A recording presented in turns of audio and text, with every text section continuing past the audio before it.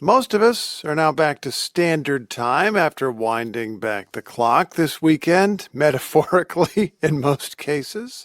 My mom almost forgot, but got an extra hour of sleep as it turned out. NPR's Allison Aubrey reports on one strategy to adjust our internal clocks to the dark days ahead. Our bodies don't keep perfect time on their own. Each day we stray a bit from the 24-hour cycle. That's why exposure to light is so helpful. Light is the cue to reset the master clock in the brain, explains Emily Manoogian, a chronobiologist at the Salk Institute.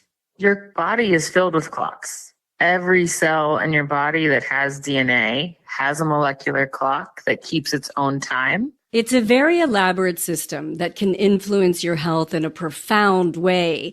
She says the challenge is that our clocks can get out of sync, and it's up to us to choose habits to help keep them in rhythm. The master clock in your brain coordinates all of those other clocks through a series of different external cues we take in by getting light, by getting food, by getting exercise, by telling your clocks what time of day it is. That's why the timing of the first bite of food you eat each day is important. Light is really the biggest stimulus to reset the clocks in your brain.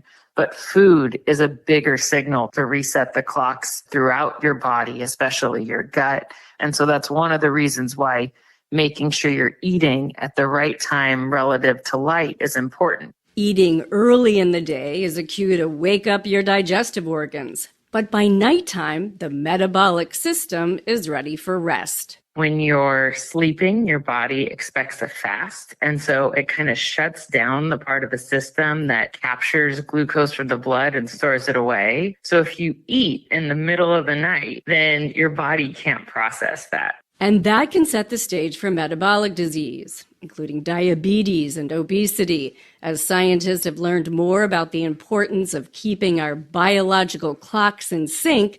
Society has moved in the opposite direction. We've just kind of completely ignored circadian rhythms. We have light really late at night. There's advertisements for midnight food menus, all kinds of extremes of working around the clock and being awake and entertaining yourself around the clock. When Manoogian and her colleagues did a study of people at risk of metabolic disease, those who were able to restrict their eating to a 10-hour window saw a significant drop in blood sugar without being asked to cut calories. It was exciting to see that just the time-restricted eating was able to reduce their risk for type 2 diabetes by 60%. The changes can be as simple as eating dinner earlier and skipping an evening snack, but you've got to stick with it to maintain the benefits. Dr. Phyllis Zee is director of the Center for Sleep and Circadian Medicine at Northwestern University. She says when it comes to exercise, morning is best for some, others afternoon. But the science shows exercising late at night just before bed can disrupt sleep. There's a peak time for almost every physiological process. The timing of feeding, the timing that you exercise, the physical activity, all of these help and train the clocks in your body so that they're really in sync. If you eat dinner and go to bed at the same time most nights, your creature of habit ways could pay off. The recent science shows that regularity is very important for the circadian system and for health. Lowering your risks of chronic disease and boosting your sense of well-being.